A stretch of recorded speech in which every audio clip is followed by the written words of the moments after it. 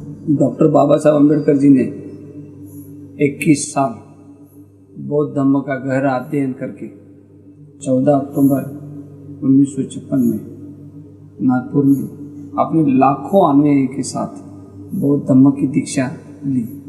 उसके बारे में आपकी क्या राय है?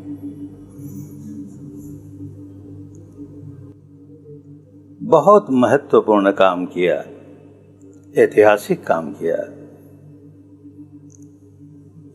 लाखों की संख्या में,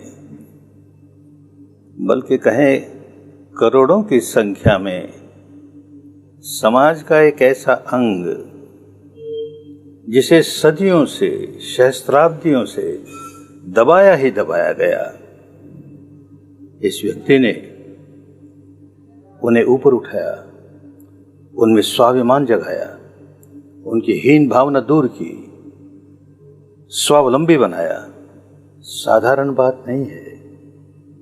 बाबा साहब जैसा ही कोई सबल व्यक्ति ये काम कर सकता था, दूसरा कोई नहीं कर सकता। इसके लिए बाबा साहब के प्रति कोई भी समझदार व्यक्ति होगा तो उसके मन में श्रद्धा का भाव जागेगा, गौरव का भाव जागेगा। सारे विश्व के लिए बहुत बड़ी बात हुई, भारत के लिए हुई सो तो हुई, सारे विश्व के लिए बहुत बड़ी बात हुई।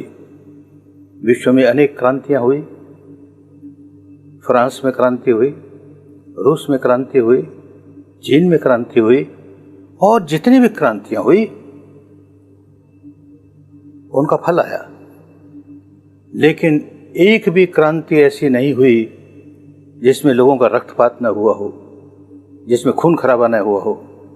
ये एक ऐसा व्यक्ति, संसार को इसने बताया कि बिना रक्तपात किए, बिना खून खराबा किए इतनी बड़ी क्रांति लाई जा सकती है, जो ऐतिहासिक क्रांति है।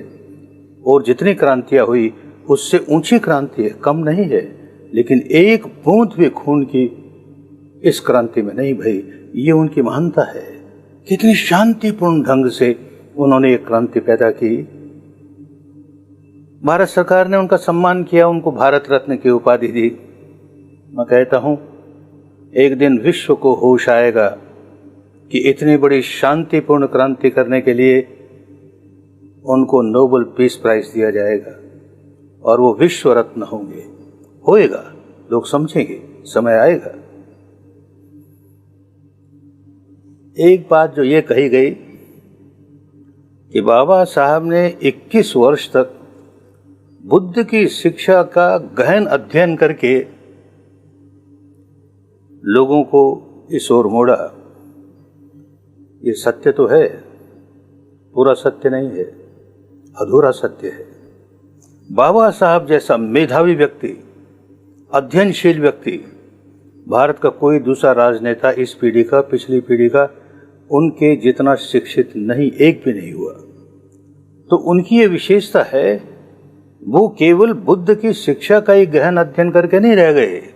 उन्होंने भारत की और भारत के बाहर की धर्म के नाम पर जितने संप्रदाय थे, उनकी सबकी शिक्षाओं का गहन अध्ययन किया, विस्तृत अध्ययन किया, और फिर अपनी पैनी तुलनात्मक दृष्टि से देखा, यही सबसे अच्छा है। बुद्ध की शिक्षा ही सर्वोपरि है, यही सर्वश्रेष्ठ है। तब चुनाव किया। केवल एक इसी का अध्ययन करके चुनाव कैद कर दिया, ऐसा नहीं। अनेकों का अध्ययन करके फिर निर्णय किया कि यही रास्ता सबके लिए सबसे अच्छा है।